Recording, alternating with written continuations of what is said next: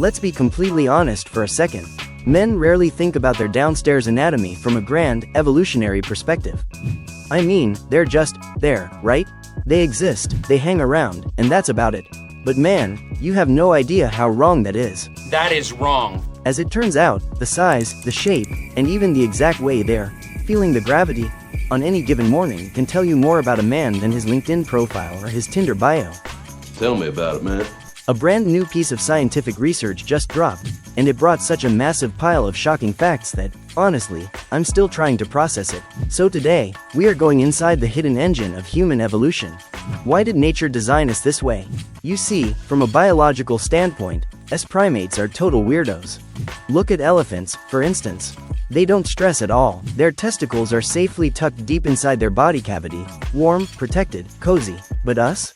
But yeah, that's us. Everything is carried on the outside, packed into a highly vulnerable, exposed, leather pouch. On the other hand, you could look at dolphins and feel a bit jealous. For those ocean guys, their assets make up about 4% of their total body weight. If we scaled that up to human proportions, the average guy would be walking around carrying nearly 10 pounds, or 3 kilograms, of pure baggage in his shorts. Can you even visualize that on a timeline? Yeah, neither do I, so maybe our modest human layout isn't the worst hand we could have been dealt. But to truly understand how competitive a man's anatomy actually is, we shouldn't be looking at dolphins. We need to look at our closest cousins, the fellow primates, and this is where the real movie begins. Relative to our body weight, the human setup is triple the size of a massive, terrifying gorilla. Yet, at the same time, we are only 1/5 the size of a regular, everyday chimpanzee. Why did evolution split the numbers like this? Well, scientists, who apparently have way too much free time on their hands, explain this using two very fancy terms: pre-mating sexual selection and post-mating sexual selection. Or, in plain English, the battle before the date, and the battle after it. Stage 1 is all about badges of status. Essentially, it's the physical flashiness that helps a male primate get noticed and, let's be real, get laid. For example, proboscis monkeys have, well, giant noses. The bigger the honker, the higher the social dominance and the more females he gets. Orangutans grow massive cheek flanges. But what about us? What about Homo sapiens? Some studies suggest that a thick, bushy human beard is our evolutionary badge of status. Huh, interesting. Let me touch my face for a second. Is it working? No? Okay, we'll delete that part in DaVinci. But then comes stage 2. What happens after the deal is done? This is pure internal biology. The quality, the speed, and the sheer volume of sperm production happening inside the tissue. And this is where evolution plays a brutal trick on male ego. Mayonnaise! Mayonnaise! Here is the ultimate evolutionary paradox. The showier the badge of status, the smaller the hidden assets. Seriously, big cheek flanges? Small balls. A massive nose? Small balls. A thick, hyper-masculine beard? Well, you can see where this trend is going. Scientists actually tested this on howler monkeys. The males with the most developed vocal cords, the ones who could scream the loudest to attract females from miles away, turned out to be the most unarmed, down below. And, boom, a study on human males found the exact same thing. Men with deep, low, incredibly attractive baritone voices, on average, have lower sperm counts. Evolution basically said, look bud, you can either sing beautifully or work efficiently. You can't have both. It's a classic energy trade-off. The body simply doesn't have enough resources to maintain a luxurious facade and a massive factory at the same time. Let's dig deeper into the mechanics. The bigger the factory, the more product it pumps out. This isn't just an animal thing, it's well established in human males too. More seminiferous tubules mean more sperm production. But what does this mean for real life? If a male invests all his energy into his looks, his voice, his nose, his beard, he gets easy access to females. He doesn't need to compete on a microscopic level because his facade did the heavy lifting. The evolutionary pressure drops, and the factory shrinks over generations.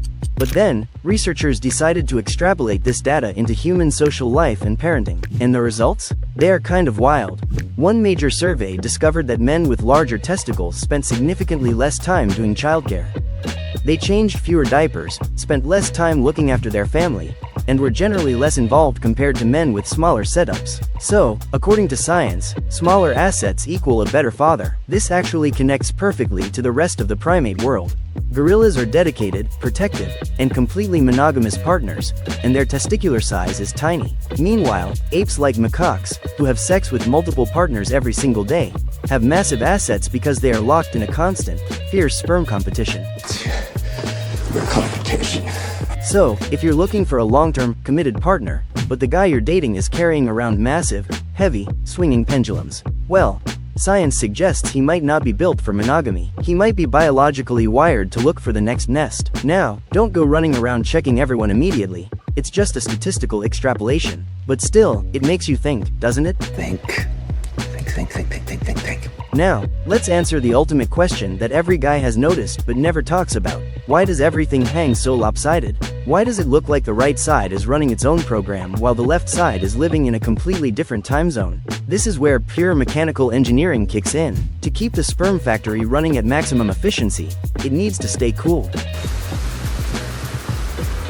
The storage temperature downstairs has to be exactly 2.5 to 3 degrees Celsius lower than the rest of the human body. That is why the skin on the scrotum is so incredibly thin, and why the blood vessels are packed into a highly advanced heat exchange system. When it gets freezing cold outside, the backup system activates. Specialized muscles called cremasteric muscles violently contract, pulling the whole setup tight against the body to steal its warmth. When it's hot, they relax and let things hang low to catch a breeze. But here is the real cinematic twist.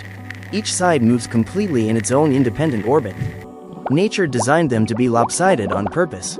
If they hung perfectly level, they would press against each other, trap heat, and ruin the production line. By hanging at different heights, they maximize the surface area for cooling. It's not an anatomical glitch, my friends. It's a brilliant feature. Oh, and have you ever noticed that during moments of passion, everything tightens up and climbs high? There are two evolutionary reasons for this. First, it warms up the sperm, preparing it for the launch into a warm environment. Second, it's a pure survival mechanism. During the vigorous movement of sex, you want your most sensitive organs tucked away safely against your body, out of harm's way. Brilliant engineering, right? Oh, right. As for the general droopiness of the sac, it varies wildly from man to man. Just like some people have longer fingers or bigger hands, some guys just have longer spermatic cords or a looser skin volume. It's just your default factory settings. But I do have one piece of unavoidable news for every man watching this. We all age. Gravity is undefeated. As time moves on, your body stops producing collagen, and your skin loses its elasticity. So, yes, as the years roll by, things will hang lower and lower. It's an exciting milestone to look forward to, isn't it? Enjoy it while it lasts, fellas. And just to clear up any final doubts, for the vast majority of men on Earth, the right side is slightly larger, while the left side is the one that hangs lower. It's just standard human blueprinting. At the end of the day, if your setup hangs exceptionally low, if it wobbles to and fro, or if you can throw it over your shoulder, well, you probably hold a Guinness World Record and you should definitely call a doctor. But jokes aside, as primates, our weird, asymmetrical, gravity-defying anatomy is a beautiful roadmap of our evolutionary survival.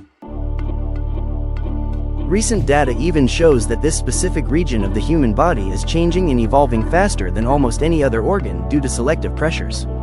So who knows what the human layout will look like 100,000 years from now? You are an animal, but your body is a living archive of millions of years of jungle battles. Thanks for watching this deep dive on Pulse. Hit that subscribe button, leave a comment about your own evolutionary theories, and we'll see you in the next episode for more mind-blowing science. Peace.